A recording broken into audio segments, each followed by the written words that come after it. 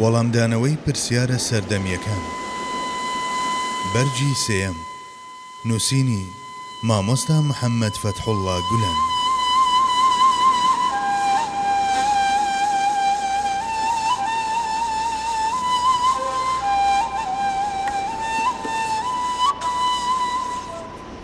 ئایا ئیسلام سەر و زیادە بۆ چارەسەرکردنی گشتکێشەکان؟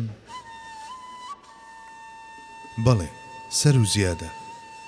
ئەو شتێک کە ئێمە دوێنێ دەمانوت ئەمڕۆ لەلایەن هەمووانەوە دەوترێت. ڕۆژئاوا بەڕووداوە نوێیەکانی هیدایەت وەرگرتن ئاشکراترین بەڵگەیە لەسەر ئەمە. چێ لە دامەزرێنەری کارگەیەک باشتر سیستەمی کارکردنەکەی دەناسێت. لە بەکارهێنانی بچووکترین ئامێری ئەلکترۆنیدا ڕاوێژ بە کەسێکی شارەزا دەکەین. چێ مرۆڤی بەدیهێنا بێت هەر ئەویش زاناترینە بە باشترین شێوازی ژیانی تاچی و کۆمەڵایەتی ئەو. خوا ئادەمیزادی بەدیهێناوە، کەواتە ئەو تاکە هۆکارش کە بەختەوەری دنیا و قیامەتی ئەو دابین دەکات، ئەو دینەیە کە خۆی ناردوویەتی. ئەم حەقیقەتە ئەمڕۆ لەلایەن هەمووانەوە قبوڵ دەکرێت، چونکە هەموو ئەو سیستەمانەی کە زادەی دەستی مرۆڤ بوون و خراب بوونە گۆڕێ ئەمڕۆ مایەپووچ بوون. سەرکەوتنیشیان لە هەندێک لایەنەوە بەشی ئەوەی نەکردووە کە بەردەوامیان پێ ببەخشێت. سیستەمە مرۆییە هەرە بەناوبانگەکانی ناومێژوو، لە فیۆدالیزم و کاپیتالیزمەوە هەتا سۆسیالیزم و کۆمیۆنیزم بە دوای یەکدا ڕووخان و لە دوای خۆیشانەوە چەندەها هاوار و ناڵەیان بەجێهێشت لە کاتێکدا کە ئیسلام لە یەکەم ڕۆژەوە هەتا ئێستا بەبێ ئەوەی شتێک لە ناوەڕۆکی خۆی لەدەست بدات بەردەوامە. ڕۆژئاوا ئاگاداری ئەمەیە. ئەو مرشید و بانگەوازکارانەی کە پەیوەندیان لەگەڵ خوای گەورەدا بەهێزە لە زۆر شوێنی جیهانی ڕۆژئاوادا پێشوازیان لێ دەکرێت. هۆڵی کڵێساکان وایان لێ هاتووە بە چاوی خۆشویستنەوە لە ئیسلام دەڕوانن. مرۆڤایەتی کە جیرۆدەی خۆشیەکانی ئەم چەرخەیە سەر لە نوێڕوو لە جیهانبینی ئیسلام دەکات. ئەوەی کە تەنها لە ڕێگەی ئیسلامەوە دەتوانین لە ژێرباری ئەم هەموو کێشە و گرفتانەدا دەربین قەناعەتێکی بەربڵاوە. فەزیلەت ئەوەیە کە تەنانەت دوژمنیش قبوڵی بکات و دانی پێدا بنێت. ئەمڕۆ گەیشتووینەتە ئەم قۆناغە و تەنانەت دوژمنایەتیش لە گوفتارەکانیدا ئەم حەقیقەتەیان قبوڵ کردووە. ئەمڕۆ لە ئەوروپادا چەندین کەسی زۆر هەن هەرچەندە باوەڕیان بە ئیسلام هێناوە بەڵام لە ترسی چواردەورەکەیان ئاشکرای ناکەن. پاشان بۆ ئەوەی نمونەی بەرجەستە بۆ ئەم جۆرە پرسیارانە بهێنرێتەوە دەبێت یەک بە یەک شێوازی چارەسەری ئیسلام لە هەموو بابەتە جۆرا و جۆرەکاندا نیشان بدرێت. ئەمەش تەنها بە چەندین بەرگ کتێب دەکرێت. بێگومان شیکردنەوەی بابەتێکی لەم شێوەیە لە چوارچێوەی پرسیار و وەڵامدا کارێکی کردنی نییە. جگە لەمە پێویستە کەسانی نەیار پیشانمان بدەن ئیسلام کام کێشەی چارەسەر نەکردووە تا ئێمەش بەو پێیە وەڵامیان بدەینەوە. مادام پرسیارەکە پەتیە وەڵامی ئێمەش پەتی دەبێت. گفتاری زۆر سەبارەت بە بابەتێک کە لای هەمووان یەکلایی بووەتەوە و سەلماوە، هەم زیادە ڕەویە و هەم بێهودەییە. هەرچی ئیسلامیشە نەهی لە ئیسراف و کاری بێهودە دەکات. ئاهلی تەسەوف لە بابەتی کۆنی دنیادا بە هەمان ڕێگەی فەیلسوفە مادیەکاندا دەڕۆن؟ ئایا ئەمە لەگەڵ عەقیدەی ئیسلامیدا یەک دەگرێتەوە؟ ئاهلی تەسەوف بە ئەزەلیەتی جیهان ڕازی نین. بە تایبەت ڕوانین بۆ هەمویان بەم چاوە شتێکی تەواو هەڵەیە. لە ناو متەسەویفەکاندا لە بری ئەزەلیەتی جیهان کەسانێک هەبوون کە بەرەو وەحدەتی وجود یان لەمەش زیاتر پێیان خزاوە و بەرەو تیۆریەکانی وەحدەتی مەوجود ڕۆیشتون. بەڵام ئەمەش بەمانەی ڕازیبوون بە ئەزەلیەتی جیهان نایەت. ئەگەر بەڕواڵەتی ژوا دەربکەوێت لە ڕاستی و بنەڕەتدا وانییە. سەرەتا پێویستە لە تەسەوف و متەسەویفەکان تێبگەین. متەسەویفەکان بەگشتی تیۆریدانەرەکانی بواری تەسەوفن، بەڵام خودانە ڕاستەقینەکانی ئەم بوارە زیاتر گرنگی بە حاڵ و کەشف و زەوق دەدەن. هەروەها بێگومان مەشرەبەکەیشیان لەسەر هەندێک خاڵ و بەڵگەدا مەزراندووە. وەرگرتنی شتانێکی معنەوی لەلایەن حەزرەتی ئەبوبەکرەوە لە پێغەمبەری خوا لە ئەشکەوتی سەوردا، یاخود قەناعەتی وەرگرتنی شتانێکی تایبەتی لەلایەن حەزرەتی عالیەوە لە پێغەمبەری خوا لەم مەشرەبەدا کۆمەڵێک قبوڵ و قەناعەتی بەربڵاون. لە ڕاستیدا ئەگەرچی بۆ کەسێک کە بە گوێرەی دەستورەکانی قورئان و سوننەت و ئیجماع بڕوات هەڵگرتنی قەناعەتێکی لەم جۆرە تا ڕادەیە قورسە و لێ باوەڕی ڕێبوارانی ئەم ڕێیە لەم بابەتەدا جێگیر و دامەزراوە. من لەم یەذوق لەم یعریف، هەر کەس نەیچەشت بێت نازانێت. هەروەک لەم سەردەمەی خۆمان داوایە بە هەمان جۆر لەو سەردەمەشدا کەسانێک هەبوون کە خاوەن گومان و دوودڵی بوون بەرامبەر بەم بابەتە. تەنانەت کەسانێک هەبوون لە حەزرەتی عەلیشیان پرسی و وتیان: ئەی عەلی، ئایا شتێکی نهێنیت لایە کە لای پێغەمبەری خواوە وەرت گرت بێت؟ ئەویش لە وەڵامدا دەڵێت: لە دەستکی شمشێرەکەیدا جگە لە مافەکانی تایبەت بە دیەی بکوژ و واریسی بکوژ و غەیرە موسڵمانەکان هیچی تر نەبوو. جگە لەمە هیچ دەقێکی نەقڵکراو نابینین کە دەری بخات شتێکی تایبەتی لە پێغەمبەری خواوە وەرگرتووە. هەرچی ئەو گفتوگۆ ڕاز ئامێزەیشە کە لە ئەشکەوتی سەوردا لە نێوان پێغەمبەری خوا و حەزرەتی ئەبوبەکردا ڕوویدا، سەلماندنی شتێکی سەختە. بەڵێ، ئەگەر مەبەست لێ شتێکی غەیبی بێت لە دەرەوەی قورئان و سوننەت، دەتوانین بڵێین کە چ لە میراتی نووسرا و وتراوی سەحابی و تابعینەکاندا شتێک بەرچاو ناکەوێت سەبارەت بەوەی پێغەمبەری خوا بە نهێنی شتانێکی فێری حەزرەتی ئەبوبەکر کردبێت. بەڕای من لەبری ئەمە پێویستە باز لەوە بکرێت کە ئەم زاتە بەڕێزانە ڕاستەوخۆ لە ژێر وەسایەتی ئەو حەزرەتی موحەممەدەدا بوون کە نوێنەری خوا بووە لەسەر زەوی و کامڵترین نمایندەی مرۆڤ بووە و بەو جۆرەش خۆمان لە زۆر لە خۆکردن بپارێزین. بەڕای هەژارانەی من ئەمە هەم سەمیمانەتر و هەم قەناعەت بەخشترە. پێغەمبەری عەزیز چەندین ئەرچی جۆرا و جۆری هەبوو. پێویست بوو موسڵمانان بگەیەندرێن بە حاڵەتێکی وە کە بە ئاسانی داواکاریەکانی ئیسلام جێبەجێ بکەن. هەروەها بۆ ئەوەی موسڵمانان لەسەر زەویدا حاکم بن نەک مەحکوم، دەبوو ببنە خاوەنی کۆمەڵێک دینامیکی مادی و معنەوی. لەمڕۆوە دامەزرانی دەسەڵاتی معنەوی دڵ و دەروون بەسەر هەموو بوارەکانی ژیاندا شتێکی زۆر گرنگ بوو. بەرمەبنای ئەمە پێغەمبەری خۆشەویست لە فەرزەکانەوە تا ئادابەکان هەموو شتێکی لە خۆیدا پەیڕەو دەکرد و هانی کەسانی دیکەیشی دەدا جێبەجێیان بکەن. بۆ نمونە لە ژیانی ئەودا هەموو بەیانیە گوتنی 100 جاری لا ئیلاهە ئیلا الله وحده لا شەریکە لەه هەبوو. دوعا و مناجاتەکانی تریش بە هەمان شێوە.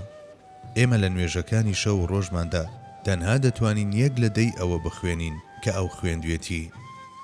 مانای وایە تەنها دەتوانین بەشێکی کەمی ئەو شتانە ئەنجام بدەین کە پێغەمبەری خوا فەرموونی. ئینشاءڵڵا بەوەی کە دەیکەین فەرزەکانمان لەسەر لا دەچێت. بەڵام تەسەوف و ویلایەتی ڕاستەقینە بریتیە لە دووبارەکردنەوەی بە ئیخلاسی ئەو شتانەی کە ئەو ئەنجامی داون. لە ڕاستیدا ئەگەر ئەرچی بەندایەتیمان لە لووتکەشدا ئەنجام بدەین، هەرگیز ناتوانین بەرامبەر بەخوا ئەرچی شوکرانە بژێری و بەرامبەر بە پێغەمبەریش قەرزی منەتباریمان بدەینەوە. ڕۆژێک یەکێک لە سەحابیەکان پێی دەڵێت: ئەی پێغەمبەری خوا، من یەک لە چواری ڕۆژەکانم بە سەڵاواتدان بەسەر دەبەم. لە وەڵامدا پێی دەفەرموێت: باشە، بەڵام ئەگەر زیاتری بکەیت باشترە. کەسەکە زیاتری دەکات، بەڵام پێغەمبەری خوا لەسەر وتنی باشە بەڵام ئەگەر زیاتری بکەیت باشترە بەردەوام دەبێت. ئەم وەڵامەی پێغەمبەر بە مانای ئەوە دێت کە لە بابەتی بەندایەتیدا بەو مەرجەی نەیکەیت بە بارێکی وەها کە لە ژێریدا دەرنەچیت هەتا لە دەستت دێت ئەنجامی بدە. بەڵام ئەو کەسەی کە زۆر لەسەر خۆی قورسی دەکات لە ئەنجامدا لە ژێریدا دەپلیشێتەوە، وای لێدێت کە ناتوانێت بەردەوام بێت و دەدۆڕێت. لەم ڕێگایەدا ڕێبوار نابێت فەرزەکان تەرک بکات و لە تەرککردنی سوننەتە موئەکەدەکانیشدا لۆمە و سەرزەنشت هەیە. بەتایبەت ئەگەر خاوەن عەزم و ئیرادە بێت لەم کارەدا هەتا کۆتایی، ئەوە مانای وایە ڕێگای نزیک بوونەوە لە خوا و بوون بە دۆستی ئەو لە بەردەمیدا کراوەتەوە.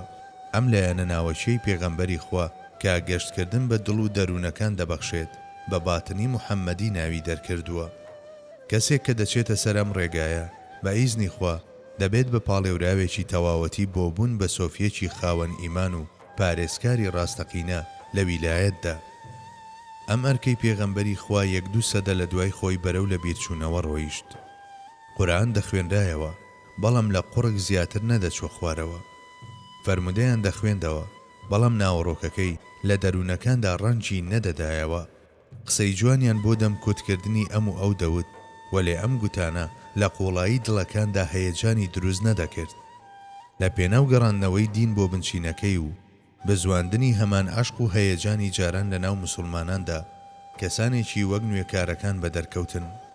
بۆ نمونە ئەبوو حەنیفە و ئیمامی شافعی و ئەحمەدی کوڕی حەنبەل لە ڕاستیدا هەر یەک لەمانە لە بوارێکی جیاوازدا نوێکەرەوە بوون.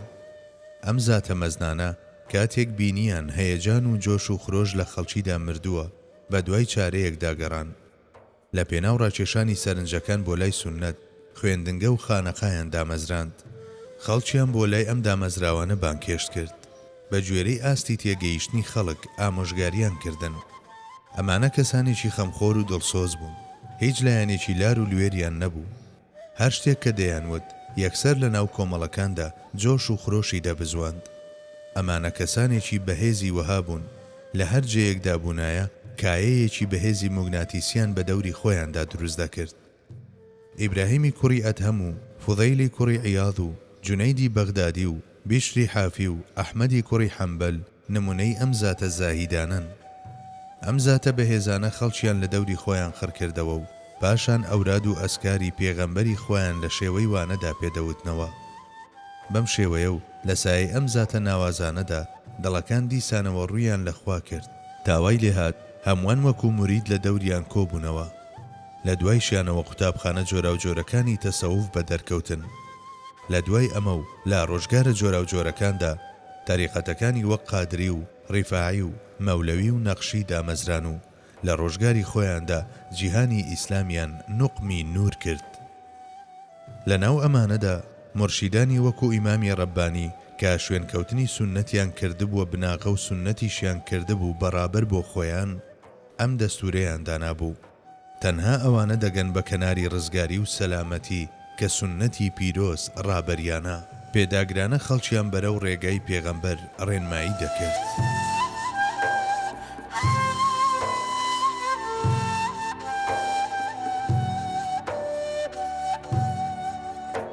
کەسێک کە بە گوێرەی پێوەرەکانی سوننەت ناجوڵێتەوە چەند لە جیهانی دەرەوەدا ببڕێت پێودانگەکانی هێندەی تر سەر و ژێر دەبن. بەڵێ ژیان لە بەرزەخی تەسەوفیدا هەروەک ڕەهەندە مرۆییەکان دەگۆڕێت، چونکە بە تەواوەتی ئادەمی زادیش دەگۆڕێت. ئەوە خاوەنەکەی جاروبەر هەندێک لە دەستورە دینی و سروشتیەکان پشتگوێ دەخات و بەم جۆرەش هاوسەنگی شەرعی تێک دەچێت. ئەوانەی کە لە نێوەندینە هاوسەنجێکی لەم جۆرەدان و قەناعەتیان وایە کە هاوسەرگیری شتێکی ناپێویستە لە خەڵکی هەڵدێن و لە دنیای ناوەوەیاندا خۆیان بەند دەکەن. ژمارەی ئەوانش کەم نین کە دەڵێن دڵم بۆ من بەسە و تەنها بە ژیانی دڵ و ڕۆحەوە سەرقاڵ دەبن. جاری وا هەبووە کەسانی لەم شێوەیە بە تەواوەتی پشتیان لە هەستە زاهیریەکان کردووە و نکۆڵیان لە گشت بابەتە جەستەییەکان کردووە. لە دیدی ئەوانەی کە لە نقومبوون و مەستی و وەجدێکی لەم جۆرەدان دنیا و شتانی ناوی دەسڕێنەوە و لە چواردەوریاندا تەنها درەوشانەوەی ناو و سیفەتە خواییەکان دەمێننەوە. ئیدی جگە لە تەجەلیەکانی ئەو هیچ شتێکی تر نامێنێتەوە. ئەویش دەست دەکات بە وتنی جگە لە خوا هیچ مەوجودێکی تر نییە. لە ڕاستیدا ئەهلی سوننەت بە وتنی حەقایق الئەشیاء الثابتە خوا هەیە و شتانیش کە بەدیهێنراوی خوان هەن بوونی شتانیان قبول کردووە. بەڵام بەڕای کەسێک کە لە حاڵەتی وەجد و مەستیدایە ئەمە هیچ کێشەیەکی تێدا نییە، چونکە ئەو شتانە بە ئەوەوە ڕاگیر بوون، چونکە ئەو هەیە شتانیش هەن. سەرەڕای بڕیاری نەگۆڕ و جێگیری ئەهلی سوننەت لەم بارەیەوە هەندێک لە وەلیەکان ئەم بڕیارەی کە لە حاڵەتی وەجد و نقومبووندا داویانە و لە دوای بە ئاگاهاتنەوە ژوازی لێناهێن و پەیڕەوی لێ دەکەن. بۆ نمونە لە دوای بە ئاگاهاتنەوەش وازی لێناهێن و پەیڕەوی لێ دەکەن. بۆ نمونە محێدینی عەرەبی لە کتێبەکانی فتوحات المەکیە و فسوس الحەکەم، سوهرەوەردی لە کتێبی هیا کل النور و چەندانی تریش لە بەرهەمەکانیاندا ئەم گفتارانە و هاوشێوەکانیان دووپات دەکەنەوە. بەڵام بۆچوونی ئەم زاتە مەزنانە نابێت لە وەحدەتی مەوجوددا تێکەڵاو بکرێت. بەڵێ ئەمانە ئەربابی وەحدەتی وجودن، نەک وەحدەتی مەوجود. وەحدەتی مەوجود لە ڕوێکەوە لەگەڵ ئێپیکۆردا دەستی پێکردووە و لەلایەن هێگڵەوە پەرەی پێدراوە و لە دەستی ماتەریالیزمی مێژووییدا شکڵێکی دیکەی وەرگرتووە و تیۆریەکی وهایە کە لەسەر ڕۆحی کولیدا دەمەزرێت و کراوەیە بەڕووی بەکارهێناندا. وەحدەتی وجود گزارشتە لە حاڵ و ئیستیغراق نقوم بوون. هیچ پەیوەندیەکی بە مادە پەرستەکانەوە نییە. بە پێچەوانەوە ئەو لە پێناو خوادا نکۆڵی لە گشت گەردوون دەکات. کەم و کورتی ئەمە تەنها لەوەدایە کە بڕیار لەسەر هەست و مشاهدەکان دەدرێت بەبێ ئەوەی بە پێوەرەکانی سونەتی پیرۆز بپێورێن و هەڵبسەنجێنرێن. لەوانەیە بە خەیاڵتاندا بێت بۆچی کەوتونەتە ناو ئەم کەم و کورتیەوە. بەڵێ، لەوانەیە بڵێن محێدینی عەرەبی بە درێژایی ژیانی وەجد و ئیستیغراقەکانی خۆی نووسیوە. خۆزگە کاتێک لەم مەستیە بە ئاگا هاتەوە لە کاتی بێداریدا نووسینەکانی ڕێک بکردایەتەوە. بۆچی تێبینی و بۆچوونەکانی وە خۆی هێشتەوە کە دەگونجێت ببێتە هۆکاری لێ تێکچوون لای هەندێک کەس. بەڕای من پێویستە سەرەتا بەرامبەر بەم زاتە مەزنانە کە ناتوانین گەورەیان بپێوین لە بری هێرش و لۆمە زیاتر هەستیار و بەڕێز بین. بەڵێ، لەوانەیە بەرامبەر بە هەندێک گفتاری ئەم زاتانەی کە پێچەوانەی ڕۆحی شەریعەتە مرۆڤ حەز بکات بڵێت حەزرەت بۆچی دواتر ئەمانەت ڕاست و ڕێک نەکردوێتەوە. بەڵام ئەوان لە سەراستی وجود ئەو جیهانی وجود و ئیستیغراقەی کە تێیدا دەژین بە جیهانی ڕاستەقینە دادەنێن. کاتێک دەگەڕێنەوە بۆ ئەم جیهانەی ئێمە بەواتایەکی تر کاتێک لە جیهانی خۆیان جیا دەبنەوە ئێرە بە خەون و خەیاڵ دەبینن ئیتر چی ڕاست بکەنەوە. لەبەر ئەوە زاتەکانی وەک حەزرەتی محێدینی عەرەبی کاتێک لەگەڵ تەجەلیە خواییەکاندا بەتەنها دەمێننەوە تەجەلیەکان کەمەند کێشیان دەکەن و ئیدی ئەو جیهانە بە جیهانی ڕاستەقینە دەبینن. لەم جیهانەدا کە بۆ ئێمە خەون و سەبارەت بە ئەوانیش ڕاستەقینەیە قەڵەم دەگرن بەدەستەوە و لەو جیهانەدا بیر دەکەنەوە و لە چوارچێوەی ئەو جیهانەشدا دەنووسن و شکل و شێوە بە نووسینەکانیان دەدەن و هەرگیز هەوڵ نادەن لەگەڵ تایبەتمەندیەکانی ئەم جیهانەی ئێمەدا بیگونجێنن. ئەجینا ئەگەر ئەم جیهانەی ئێمەیان بە ڕاستەقینە زانی بە بێگومان ئەو کەم و کورتیانەی کە لەو دی و کردویانە لێرە ڕاستیان دەکردەوە. مادەم نێیان کردووە کەوایە هەرگیز بە چاوی ڕاستەقینە لەم جیهانەی ئێمەیان نەڕوانیوە. لە دوای کورتکردنەوەی بابەتەکە بەم جۆرە دەتوانین بڵین هەرگیز ناتوانرێت بە هیچ متەسەویفێک بوترێت مادی، بەڵکو بە پێچەوانەوە لە نێوان مادەپەرست و لەیانگرانی وەحدەتی وجوددا دژیەکێکی تەواوەتی هەیە. مادیەکان لە پێناو ماددە و گەردووندا نکۆڵی بوونی خوا دەکەن و دەڵێن تەنها ماددە و ئەتۆم هەن. هەموو گەردیلە و پارچەکانی گەردیلەش بە شێوەیەکی ئاگامەندانە هەڵسوکەوت دەکەن. بەڵام لەیانگرانی وەحدەتی وجود کە لە متەسەویفەکانن لە پێناو خوای گەورەدا نکۆڵی لە گەردوون دەکەن و دەڵێن هەموو شتێک بە ئەوەوە ڕاگیر بووە، هەموو شتێکی تری جگە لە ئەو فانیە. کەوایە پێویستە ئێمەش بڕیار لەسەر فانی بوونیان دەربکەین هەتا خۆشبەختی و ئارامی ئێمە تێک نەدەن، چونکە هەر شتێک لە ئەو جیا بێت فانیە.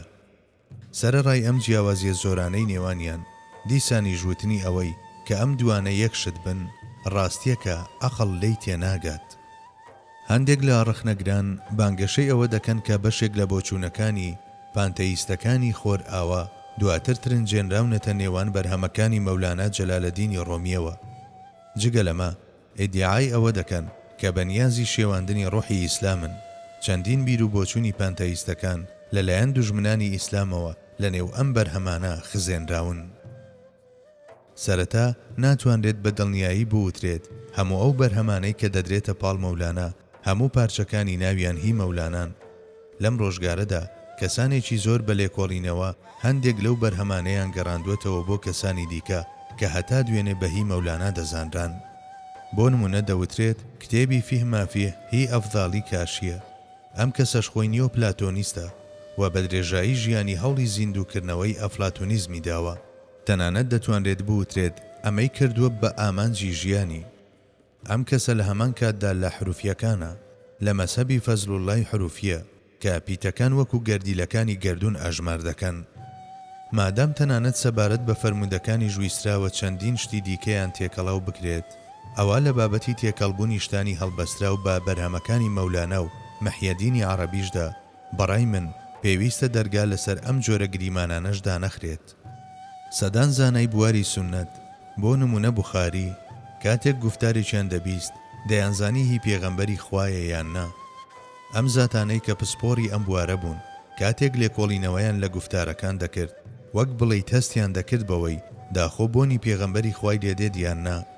هەر بۆیە فەرموودەکان لە مەحەشی پتەودران و تەتەڵەکران، بەڵام سەبارەت بە گوفتاری گەورە پیاوانی بواری تەسەوف ناتوانرێت باز لەوەها گەرەنتیەک بکرێت.